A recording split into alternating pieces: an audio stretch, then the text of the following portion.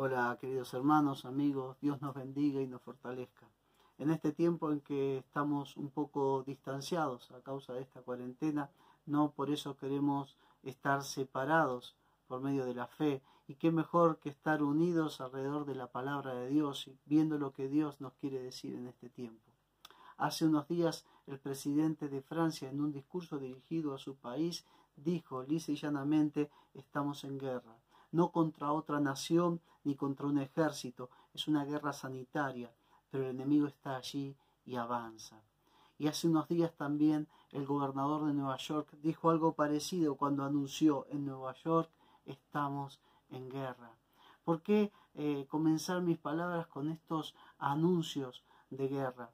Porque los cristianos reconocemos que nosotros sí, como pueblo de Dios, vivimos en guerra.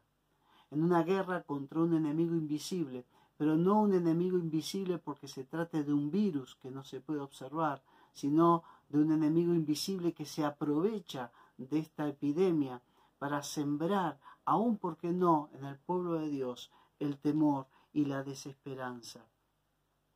Tenemos un estado de guerra espiritual al cual nosotros tenemos que abrir los ojos. Si ustedes recuerdan, en la predicación del domingo 1 de marzo, hablábamos de que es peligroso quedarse espiritualmente dormidos. Y por eso en distintos momentos de la historia bíblica lo escuchamos a Dios llamando a su pueblo a despertarse y a salir del letargo. Una de esas ocasiones está en Isaías 52, ustedes recordarán los versículos 1 y 2, donde dice Dios a través del profeta: despierta, despierta, vístete de poder, oh Sión, vístete tu ropa hermosa, oh Jerusalén, ciudad santa, porque nunca más vendrá a ti incircunciso ni inmundo. Sacúdete del polvo, levántate y siéntate, Jerusalén, suelta las ataduras de tu cuello, cautiva hija de Sión.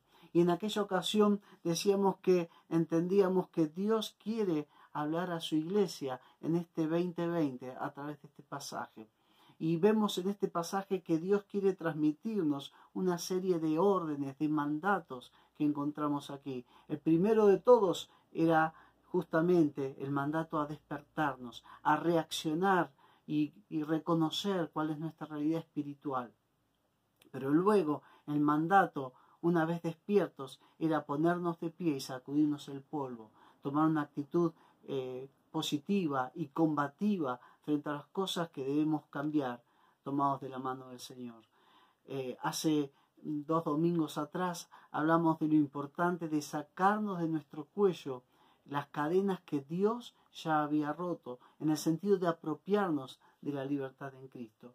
Y hoy toca esta cuarta orden que dice vestirse de poder, vestirnos de poder. ¿Qué significa esta orden de vestirnos de poder? Cuando empezamos a estudiarla vemos que el verbo vestirse en el hebreo se usa también para cuando un soldado se colocaba una armadura espiritual. Por eso es el mismo verbo que aparece en 1 Samuel 17:38. Ustedes recuerdan cuando el rey Saúl dice que vistió a David con sus ropas militares. Ahora bien, cuando uno viste un determinado tipo de ropa, reconozcamos que es porque se prepara para un determinado tipo de actividad. Si usted se viste de fiesta, es porque seguramente está por asistir a una fiesta. Si usted se pone ropa deportiva, es porque seguramente está por empezar una actividad física determinada. Pero si usted y yo nos vestimos de guerra, es porque entendemos que estamos por enfrentar una batalla o un tiempo de guerra. Y yo creo que esa es la primera enseñanza que se desprende de esta orden de vestirse de poder. La enseñanza de que necesitamos estar preparados para la guerra. Necesitamos estar espiritualmente armados para la guerra espiritual. No sé si usted, mi querido hermano, se habrá dado cuenta, pero estamos viviendo un tiempo histórico nuevo y trascendente. Nunca en mi vida me habían obligado a quedarme en mi casa por miedo a contraer un virus.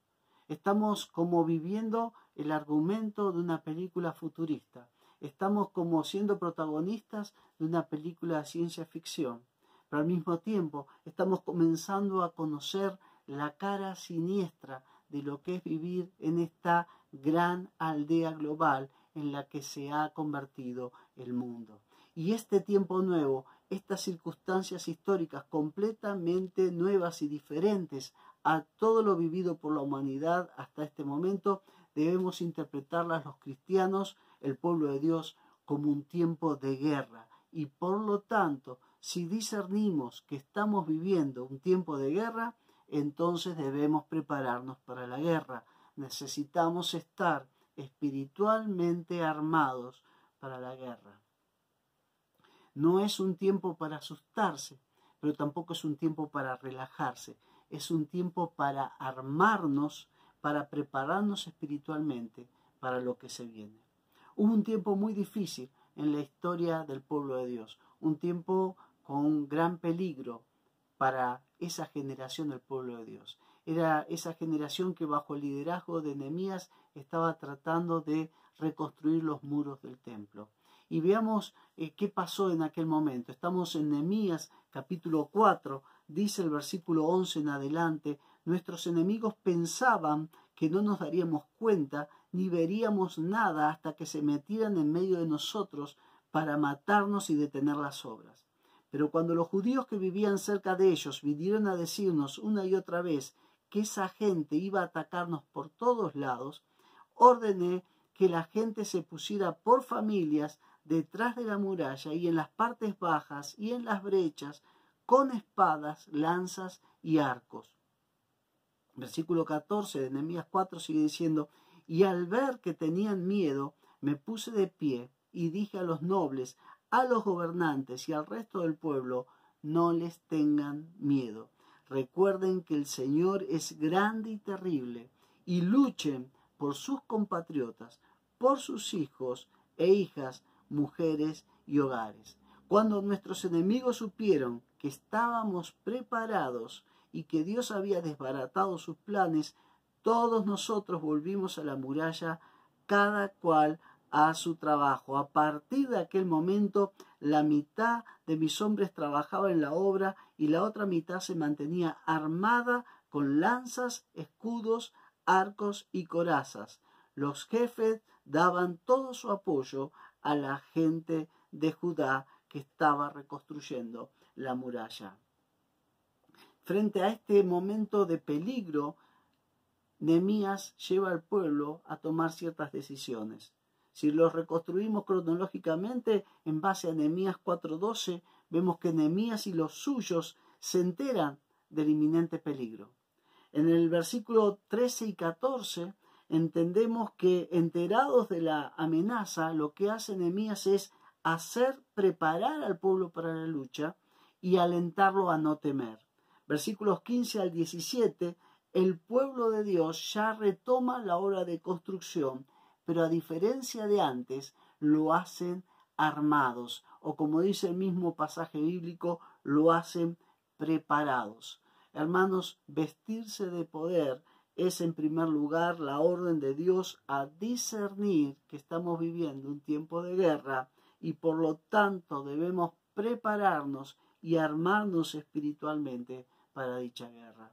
No obstante, una segunda enseñanza, pero que está en relación con la anterior, que se desprende de esta cuarta orden de vestirse de poder, es que dicha orden implica echar mano de aquellas armas que Dios nos ha provisto para la guerra espiritual. Cuando vamos a la Biblia, encontramos distintos pasajes que nos presentan las armas o recursos espirituales que Dios nos provee para enfrentar este tiempo de guerra. Uno de esos pasajes está en Romanos 13. Allí en el versículo 12, a la armadura espiritual, Pablo la llama las armas de la luz. Y en el mismo pasaje, un poco más abajo, en el versículo 14, Pablo, en vez de hablar de las armas de la luz, dice directamente, usando el mismo verbo, vestirse, aplicado a Jesucristo. Para Pablo, cuando uno se arma espiritualmente, en base a Romanos 13, entonces lo que está haciendo es armarse también para la batalla vistiéndose de Jesucristo. Cuando pensamos en estas armas espirituales como las armas de la luz, el pasaje que viene a nuestra mente es 1 de Juan, capítulo 1, versículos 6 y 7, que dice: si decimos que tenemos comunión con Él y vivimos en tinieblas, estamos mintiendo y no practicamos la verdad. Pero si vivimos en la luz, así como Él está en la luz, tenemos comunión unos con otros, y la sangre de Jesús su Hijo nos limpia de todo pecado. Si ustedes prestaban atención en este pasaje 1 de Juan, lo contrario a andar en la luz es no tener comunión con Dios. Repito, lo contrario a andar en la luz no es no tener pecado, sino no tener comunión con Dios. Porque cuando estamos en comunión con Dios, Él nos muestra las cosas que hacemos mal, y por eso este pasaje dice que la sangre de Jesucristo, su Hijo, nos limpia de todo pecado. Pero el mismo pasaje ya nos va presentando una verdad espiritual que la vamos a ver reiterada en los distintos pasajes sobre armas espirituales. Y es que solo el cristiano puede hacer uso de los recursos, de las armas espirituales que Dios nos da cuando está en plena comunión con Dios. En Efesios capítulo 6, aquel pasaje por excelencia de guerra espiritual que comienza allí en el versículo 10, al conjunto de armas espirituales el apóstol Pablo lo llama la armadura de Dios. Lo mismo aparece en Efesios capítulo 6, versículo 13. Pero al comenzar este pasaje de guerra espiritual, en el versículo 10, lo primero que dice el apóstol Pablo, más allá de la armadura, es que necesitamos ser empoderados o fortalecidos en el Señor y en el poder de su fuerza. Este verbo empoderado o ser empoderado es el que el apóstol Pablo va a usar también en Filipenses capítulo 4. Allí en los versículos 12 y 13 dice así el apóstol Pablo: sé bien lo que es vivir en la pobreza y también lo que es tener de todo. He aprendido a vivir en toda clase de circunstancias, ya sea que tenga mucho para comer o que pase hambre, ya sea que tenga de todo o que no tenga nada.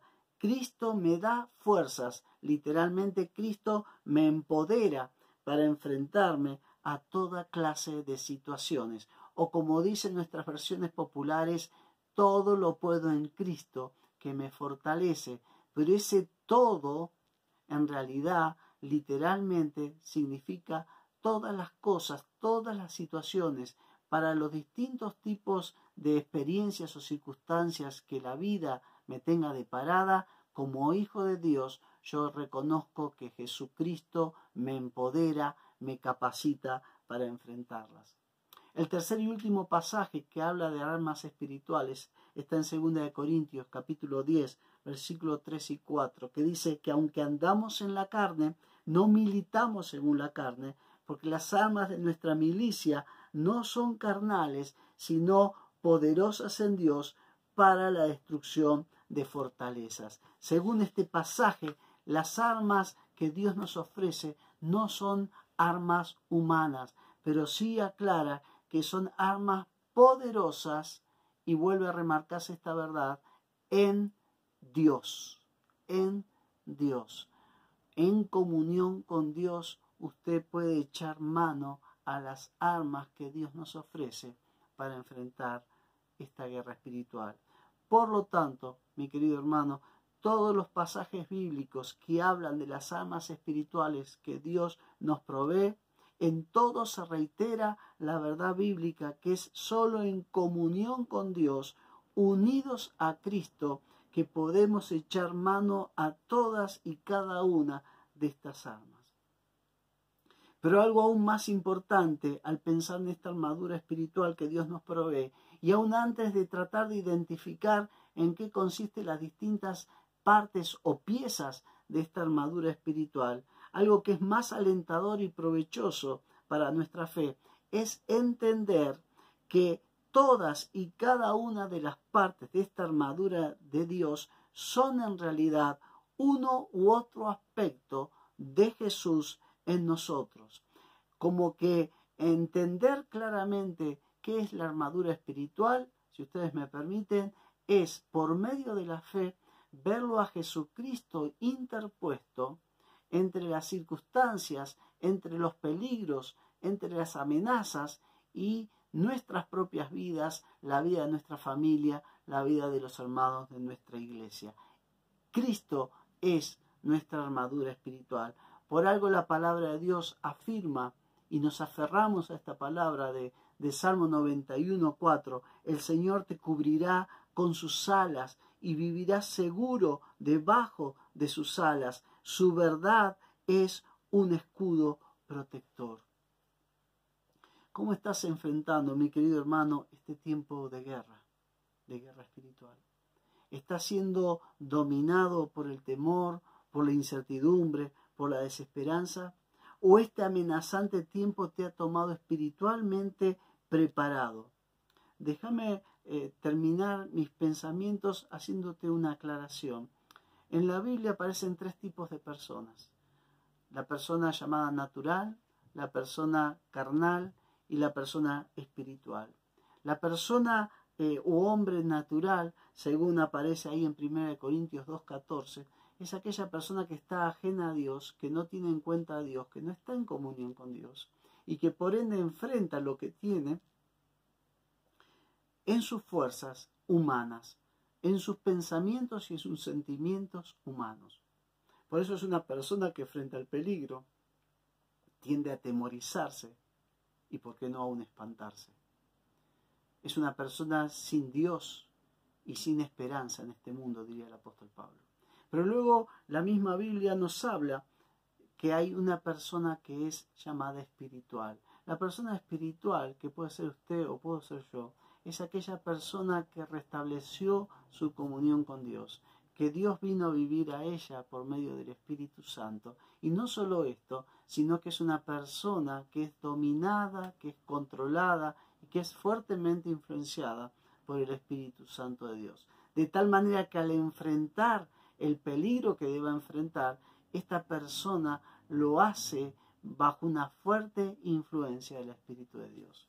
Pero en medio de estas 2 personas está un tercer tipo de persona, y es lo que la Biblia llama la persona carnal. Esto aparece en 1 Corintios 3:1. Es una persona que, a diferencia de la natural, la carnal sí tiene a Dios en su vida morando.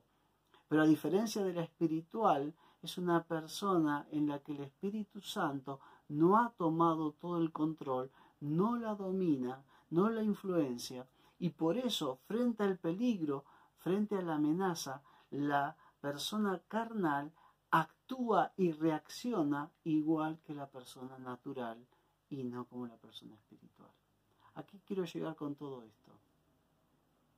A que en medio de esta situación, en medio de estas amenazas que constituye esta pandemia, debemos dar gracias a Dios, porque es un tiempo que Dios está permitiendo para probarnos en la fe. Cuando hablamos de probarnos en la fe, ya lo hemos dicho más de una vez, no es para que Dios descubra qué tipo de fe o cuánta fe nosotros tenemos. Él ya lo sabe. Las pruebas a nuestra fe son más bien para que cada uno de nosotros conozcamos nuestra propia vida de fe, nuestra realidad espiritual. Por eso Pedro, escribiendo en su primer carta, dice: alégrense de verdad, les espera una alegría inmensa, aunque tengan que soportar muchas pruebas por un tiempo breve. Estas pruebas van a demostrar que su fe es auténtica, está siendo probada de la misma manera que el fuego prueba y purifica el oro. Aunque la fe de ustedes es mucho más preciosa que el mismo oro. Entonces su fe, al permanecer firme en tantas pruebas, les traerá mucha alabanza, gloria y honra en el día en que Jesucristo sea revelado a todo el mundo.